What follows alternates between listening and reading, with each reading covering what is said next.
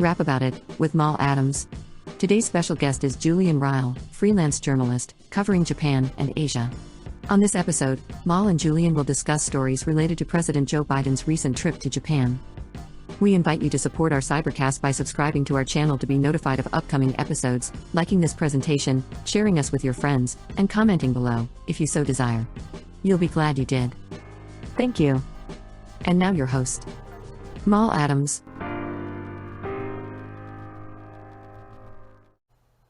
Good day, everyone, and welcome to another edition of Japan Journal. I'm your host, Mal Adams.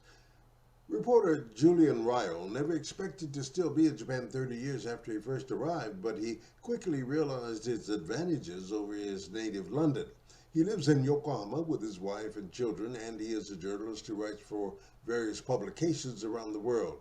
He's our special guest today on Japan Journal's Rap About It program, and here are some of the latest stories from Japan on U.S. President Joe Biden's recent visit that he has been covering.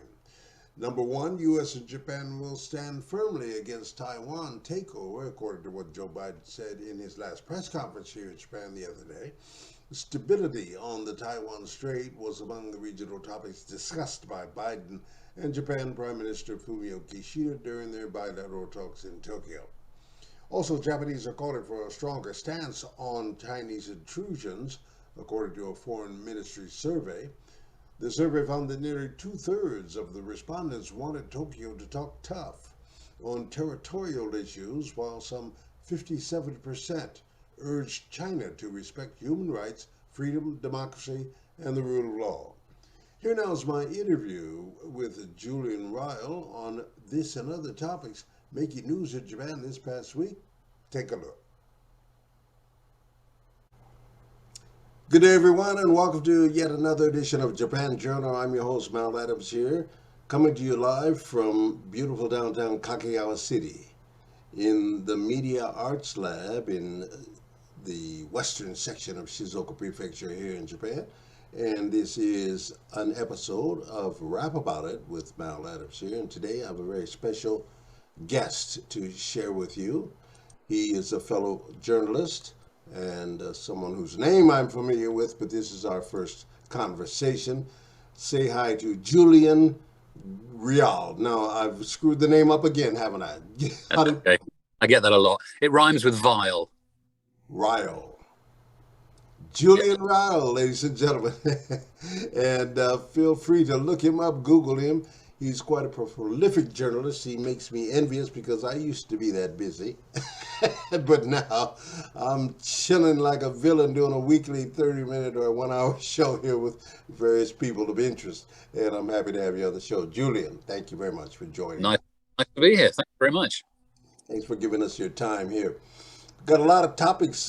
Really, it's quite an opportune time to kick it with a journalist of your experience here, because we got a big story. The story is in Japan right now.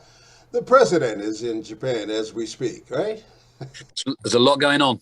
He's a busy man. He's here for 3 days, and he was in South Korea before here.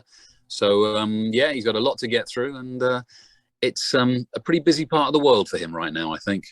I think so. What do you think is his strategy? He's coming in with a newly created economic security agreement that differs a little bit from the TPP agreement that Trump bailed out on.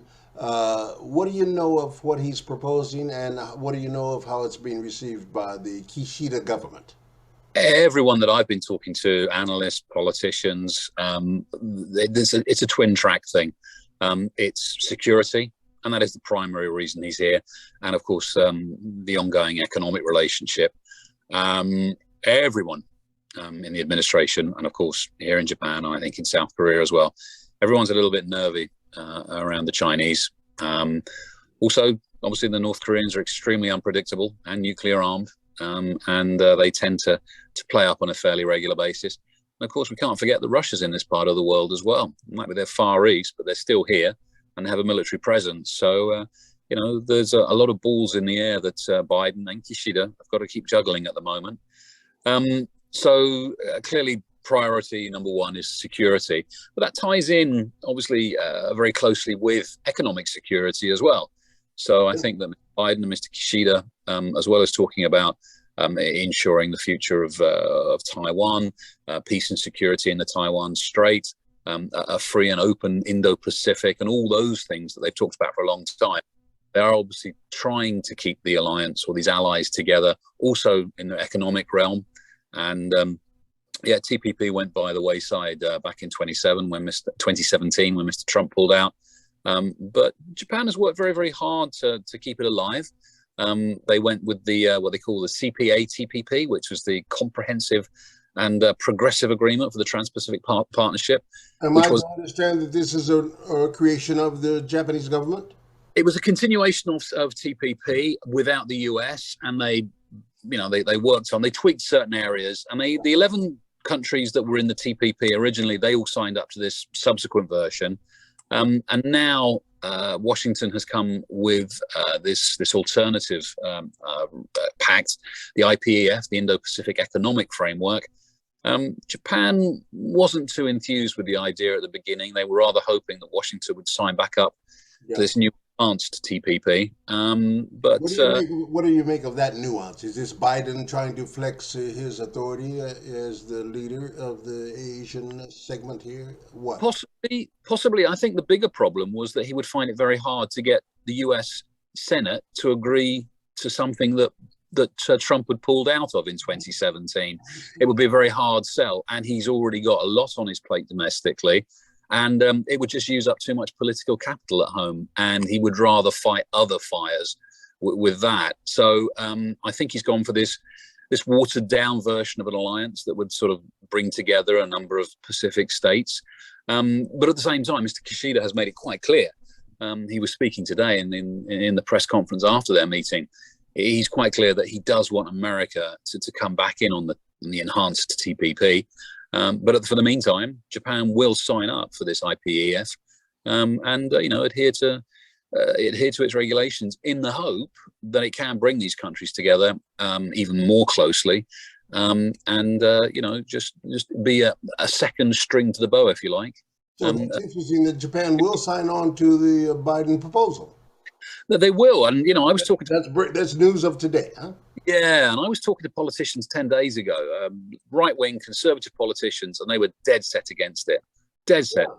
Yeah. They really didn't want to. They wanted Japan to convince Biden that the future was the enhanced TPP, but it looks like that hasn't been able to happen. So this is as an observer of Japanese politics, you may know the name Kono-san, who is a person I've been watching, the former prime minister, foreign minister.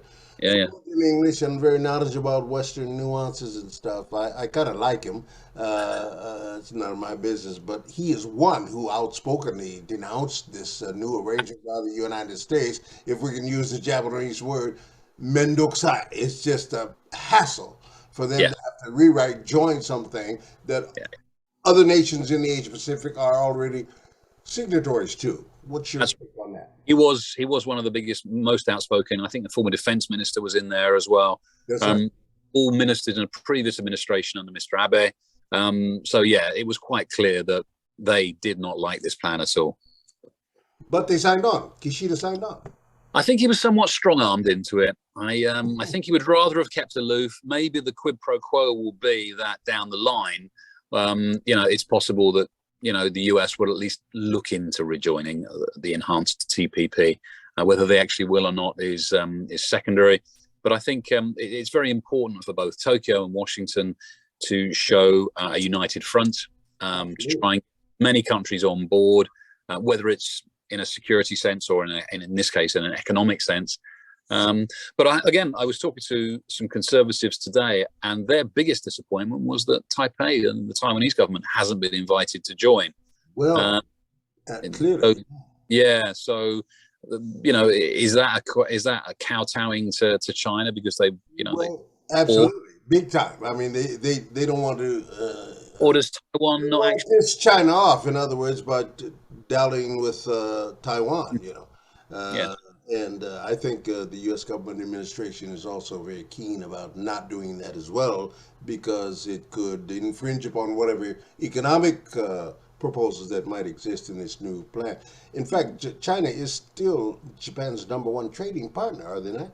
Absolutely, yes. Although Japan is trying very hard to wean itself off its reliance on China, which I think several other countries are also.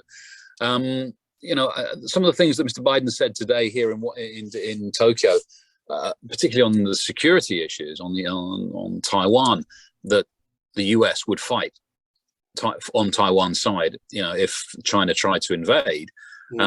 A very quick and a quite fierce response from China. So I don't think the Americans are ducking out too much. Share that response with us, if you would. Share what Biden said that under the terms of the agreements, that the US would support Taiwan should there be an attempt to invade. No, I mean China's response to that. Yeah, and China has responded very angrily through the government, through the foreign minister spokesman, I believe, saying it doesn't change China's position at all. Beijing's position is that Taiwan is a renegade province that will be absorbed back into the motherland sooner or later, and if necessary by force. They also suggest that the US should stay out of affairs in this part of the world. So there were already tensions over this issue in the region. They've just got a little bit higher, arguably. Do you think Japan intended to have Taiwan be a signatory to this thing? I don't think they were so keen on that.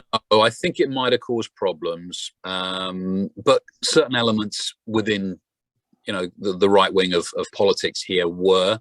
For Japan, there is a very, very close relationship with Taiwan because of the colonial history. The Taiwanese actually, as opposed to many other countries that were invaded and occupied by the Japanese in the early decades of the last century, the Taiwanese are actually quite fond of Japan. Yeah. And in the past, when they've had major earthquakes or natural disasters down there, Japan has been very quick to offer assistance. But from a strategic position, the Senkaku Islands, which are these uninhabited islands, that Japan owns, but China claims, they're extremely strategic, and any invasion of Taiwan would also require the Chinese military to seize those islands. If they didn't, they'd be leaving their northern flank completely open. So if there was a war that would involve Taiwan, if China wanted to attack Taiwan, they would be absolutely obliged, militarily speaking, to take the Senkakus to protect their flank. Therefore, there is no way that Japan could stay out of a conflict. Okay, to be fair and balanced about this and doing a historical deep dive on China's claim, are you knowledgeable about the history of China's claim? And this Japanese claim kind of was solidified after the return of Okinawa, which was a part of that group of islands returning to Japan. That's where I guess the San Francisco Treaty, right? Yeah. But prior to that, Japan claimed it, but China had some claims that are documented prior to it. But it's as in many of these issues, it's a he said, she said situation. I think the Chinese base their claim on ancient maps that were made by Chinese seafarers back in the 14th century. But Japan occupied them when they were known as terra nullis, therefore unclaimed, unoccupied. Sure. Some years later, and incorporated them into Okinawa Prefecture. They were inhabited in the late 1930s until the mid 1940s. There was Japanese. Yes, by the Japanese. There was a fishing company based there, and they had a small village and a community. There were families and so on there. But they had to be evacuated during the war because it was just impossible to resupply them. They were not occupied again by Japanese people afterwards. They were returned to Japanese control with Okinawa Prefecture, but they are under the terms, as you say, the San Francisco agreements. They're Japanese territory. The Japanese say that the Chinese never really made a fuss about over a sovereignty issue until tests in the seabed around the islands hinted at there might be oil in the neighborhood. Oil, exactly, and I think that's historically factual. That they didn't make a complaint, an issue about claiming them and resorting back to the historical record, but they found oil, or they suspected there may be some drilling. So, 70s, in the 1970s, surveys suggested there were oil There was oil beneath the seabed. And at that point, China, from Japan's position, China began to ramp up its claim. It's become a lot more serious in recent years. As you know, the islands were owned by a family, or most of the islands were owned privately by a family. They were bought by the nation, and now they belong to Japan. But nobody sets foot there. They really are just symbolic, and the Chinese keep sending Coast Guard ships into the territorial waters around.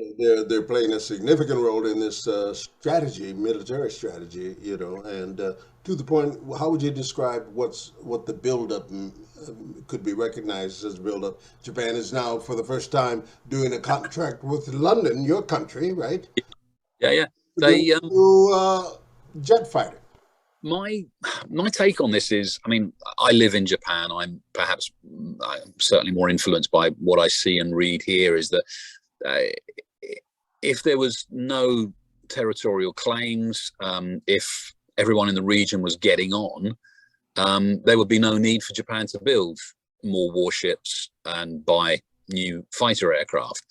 Unfortunately, we don't live in that perfect world, and there are many competing claims. Japan has its own claims. It claims that islands off South Korea should belong to okay. Of course, the ongoing dispute with the Russians over the northern territories or the southern Korea. I wanted to bring that up. There is a Russian element here too, because after World War II, Russia just grabbed those islands.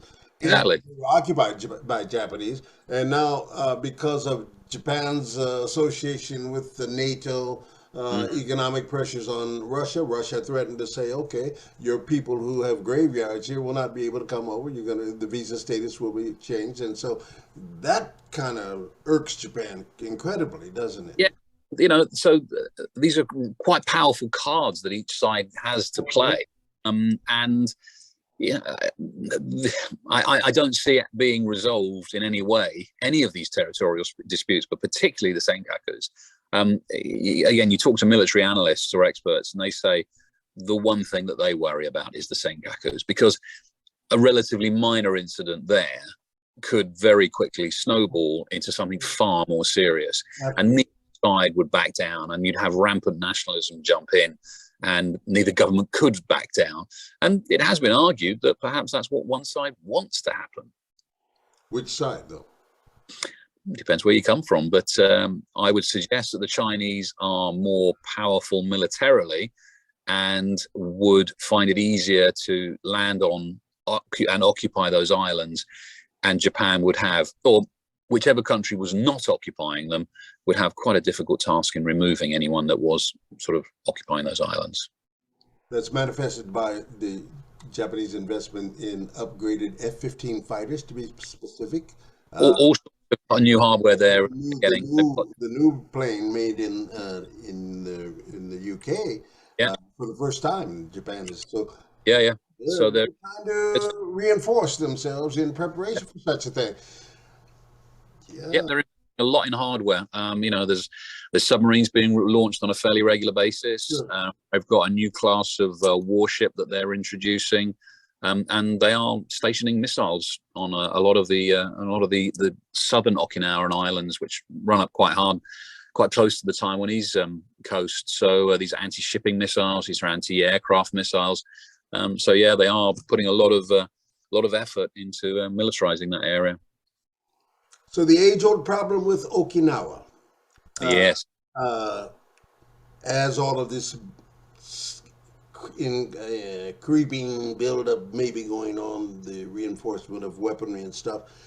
There's a new base being built in Okinawa, and the island is up again in uproaring against that as well. Can you speak a little bit about that? The people of Okinawa are still there's no relief for them. Yeah. I've been down to Okinawa a few times recently, and there is still a lot of very bad feeling amongst local people about Henoko. So 10 days ago was the 50th anniversary of the return of the Okinawa Islands from American control to Japanese control in 1972. And, you know, you talk to Okinawans and they say this is no reason to celebrate. You know, things are not better now, even though it has returned US military control to Japanese political control. You know, they say Okinawan people have been treated extremely badly by the national government. You know, the education is very heavily biased against the the Okinawan language, Okinawan history, Okinawan culture. And of course, the bases are still in Okinawa. You know, we're a long way on from 1945 when the Americans invaded. You know, Okinawan people say not only should they not be there, but at the very, very least, they should have been shared around the Japanese islands much more fairly, because even though Okinawa is like 0.6% of the entire Japanese land area, they still have 70% of the US bases in Japan. So there's a very, very heavy burden. Okinawan people say the Americans, they bring crime, they bring problems, and it's not fair that it's only focused on where they live. And with the Senkaku strategy in the offing, it could get worse for the Okinawa people as well, because they are going to build. I don't think that more American troops will be sent there. I do think they are making efforts to spread them out. The Futenma project would be the closure of the large base in the middle of the island, by moving it to a far more remote district in the far northeast at Henoko. But of course, it does impact the people who do live there. There are villages and towns close by, and it's a major, major construction project, which a lot of people say is damaging the environment irrevocably. And after that, there we will have things with noise pollution with the fighters and so on. So it's sort of shifting the problem, if you like, rather than solving it. But yes, essentially Okinawa and that part of Japan will be, should there be a conflict, that will be the front line. You know, God knows we hope there won't be a problem, but inevitably, given the high numbers of Americans there, the large number of bases, if the Chinese were going to attack Taiwan, then inevitably the first things they would do would be to try and take out as many American military capabilities as they can in the region. I take it personally, like you, I live here. Absolutely. You've been here, what, 25, 30 years yourself? Yeah, this year's 30 years. So this is home to me. I've lived here longer than I have back in the UK. But yeah, you know, we live half an hour from the Yokosuka base, which again, obviously, would be a major target in the event of war. We've got Americans who live near us. They're civilian workers, but they work on the base. Sure. We're all interconnected, and there's no way that you could separate us. It is worrying, and I have a horrible feeling that we are edging towards a less safe world than in the other direction. I think so. That's what we see clearly here, and those of us who live here. I've been here. I first came here in 1976, and so that's 46 years, right? And consistently since 1980, 81. So this is home, longer than I've ever lived in America. Yeah. So, yeah. Okay, shifting gears here, let's talk about some, in terms of immigration and non-Japanese residents here, such as ourselves. There is an issue that I've covered over the years and that you seem to be working on right now with regard to the racial profiling of foreigners in mainly the big cities, Roppongi and maybe Osaka. But what's the nature of the story, and what are you hearing so far about it? The U.S. Embassy issued a notification to foreigners to always have their passports with them and abide by the rules of Japanese law, which says that they can detain you for 72 hours without charging you. Yeah. I think by law, as foreigners, we're required to have either a passport or a foreigner identity card with us on all times, which is not an uncommon thing. I think similar rules are applied in other countries. But as I understand it, the U.S. Embassy in mid-December, said it issued a statement saying that it had been contacted by a number of people to say that they felt that they had been racially profiled, so stopped because of their color, rather than because they were doing anything wrong. And yes, I think there are parts of Tokyo that are a little less safe, shall we say, than others. As you say, Kabukicho, Roppongi, Shibuya. There are some. These are nightlife districts, but it would be wrong to blame all foreigners for the problems that occur in these places. So the concern was that the Japanese police were stopping people based on the color of their skin, rather than any suggestion that they were involved in anything naughty. And another thing I heard was that on several occasions people had been stopped. This was in Roppongi, and the excuse every time that the police gave was there has been a crime in the neighborhood. Yeah. So they were almost using that as a blanket. Whether there had been a crime or not, we will never know, but they were using that as a blanket excuse because the assumption was they were going to be pulled up on it. And it's very hard to prove that there hasn't been a crime committed in Roppongi. The embassy is concerned that people are being... Nonetheless, it's profiling, and as an African American, I'm sensitive to that because the years that I did grow up and spent growing up in America, it's now reached this point of Black Lives Matter, so the sentiment. And particularly among African Americans, I spoke to a person just before this interview who had a story. Right. Me personally, I'm living out in central Japan. I'm the only brother within eyesight, I think, around here.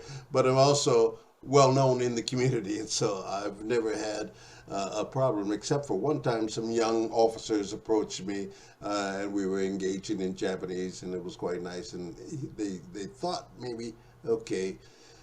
And maybe because I'm near Hamamatsu, where there's a big population of Brazilian Japanese who come in, and some of them are African Brazilian and melanated people, and so they have an issue with profiling there. But in this small town of 120,000 population, it's very unusual. So I took offense to them asking if they could check my car. And, I knew the grounds on which I was standing, Yeah. Because when they insisted, after a nice friendly conversation, I posed no threat, and there was no suspicion at all. I was in the parking lot of a convenience store.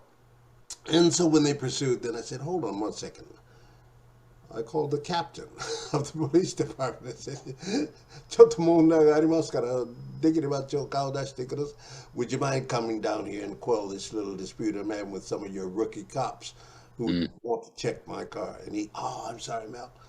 I own a bar and a restaurant here, and the mayor visits my place to pass over the years, and so he don't know I have a white face here. So it was just a couple of overzealous young cops who thought they might be able to get a scoop. And I refused, and the captain came down and told them, no, this gentleman's a member of the community, blah, blah, blah. So what I'm alluding to is that communication skills, familiarity, no reason, no probable cause, because I'm a standing citizen here, that makes a difference in this issue. So it makes it palatable for a guy like me who understands the Japanese culture. I know this is something that they are capable and allowed to do, to detain me, check my car, as long as I have my passport or my permanent residence card or what have you, and fine. And so I refused, and the captain supported me, but just to, because I'm a hometown boy here in this town, I'm a business guy here, I told them, I said, now that we've got that understood, this is a lesson for you young guys. Be careful. You offended me as an African-American here to suspect me for no reason other than my appearance. I said, but now that you've been admonished by your boss, please feel free to check my car. They did. I think that's the problem, though, isn't it? I mean, you've done nothing wrong. There was no reason for them to pull you over or question you. Right. If it was based on your color, then I'm sorry. Or whether you've got dreadlocks, or I don't know, whether you got a red, whatever. If they're using that as an excuse to stop someone because they are different, right. I'm terribly sorry. That is absolutely wrong. And I have this conversation with Japanese people, and they're like, oh, but how would we know if? And I said, well, put yourself in my shoes. If you went to London and the police were pulling over Japanese people just because they were Japanese, how would you feel? And I think if you put it to them in those terms, then they get it. Sure. Because at that point, they would feel the minority and being, discriminated against, which it would be, which is why it's... Absolutely. But that's why I took that approach. I tried to make it a learning moment for them because I know I spend my career, my life on doing cross-cultural communications here. And so racism in Japan is not always racism, it's cultural faux pas and I agree. These kinds of mistakes. And so I'm attuned in addressing this and dousing those fires in the press as well. People come off and ask me for my opinion, and I explain to them, I'm not offended, but I'm just perturbed that they still have not learned. And so... But at the same time, it's not just police officers. It's in many parts of society, foreign who can't rent an apartment, for example, because they're not a Japanese person on a daily basis. And it is just unforgivably wrong. I'm sorry, it just is. But the flip side of that, speaking to you as an African American who comes from a pretty racist society in the United States, it's proven to be. Yeah. I come here and I'm not discriminated because of the melanation or the race. I'm either Japanese or I'm not. Yeah. I'm a foreigner and I'm in a pretty big basket of foreigners. So a Caucasian person has nothing over me. There's no white supremacy. No. You feel what I'm saying? No. But I've been here 30 years and I've never been stopped by the police. You're white. You're a nice white guy from London, man. I know. I've got an honest face. Yeah. I must admit, I had a Samway on, a black Samway, and a hat and shades on. Down there in Takaya, that's my trademark. Oh, Mal-san. Everybody knows. But these young guys happen to be passing through, and nah. Great. Let's end this session here. I invite you to contribute from time to time. I'd love to hear your take on these issues as I try to share them with my thousands of subscribers on YouTube and 5,000 on Facebook as we speak. I'll share this with your permission on my homepage. And Julian, it's been a pleasure. Thanks so much. Thank you for your time. Likewise, it's been very good to meet you, and I look forward to doing it. I'll look forward to talking to you again. And feel free to call on me if I can give you any more on this particular story. Thanks, Mel. Thanks, my friend. Take care. You too. Thank you.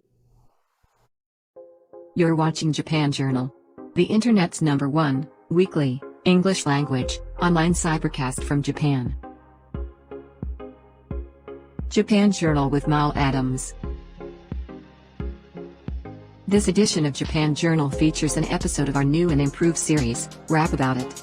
We urge you to view our YouTube channel regularly for original content seen nowhere else on the internet or in the new meta-universe. Please click the like icon, the share button, and the notification bell, and then subscribe to this channel to be alerted when new video programs are uploaded and published. You'll be glad you did. Thank you very much for your ongoing support of our programming on GNN, the Global News Network, powered by TDM, the Totown Digital Metaverse platform. And now here's your host, Malcolm Adams, and a sneak preview of a new, upcoming, episode playlist, featuring a few of his influential guests, regular content contributors, and celebrity creatives, who have already recorded classic interviews in the past. Please support our program promotional campaign by smashing that like button, commenting, sharing, and subscribing to our channel. You'll be glad you did. Thank you.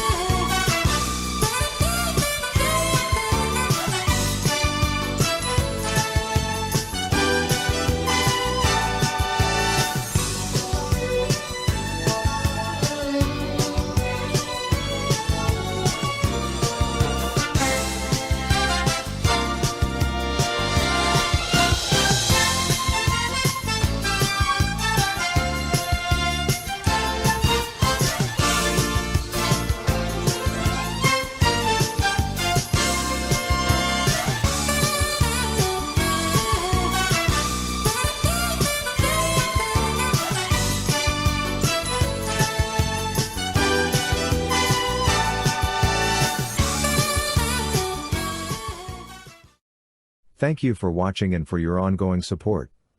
Our content will soon be available on NFT by Toetown Digital Metaverse, TDM. To be notified of our future shows, please tap the subscribe button and feel free to like, share, and comment on our channel. Japan Journal and Rap About It programs are owned and operated by Toetown Communications Company Limited, Japan. Malcolm W. Adams, President and Executive Producer. These programs are copyrighted. All rights reserved. Thank you.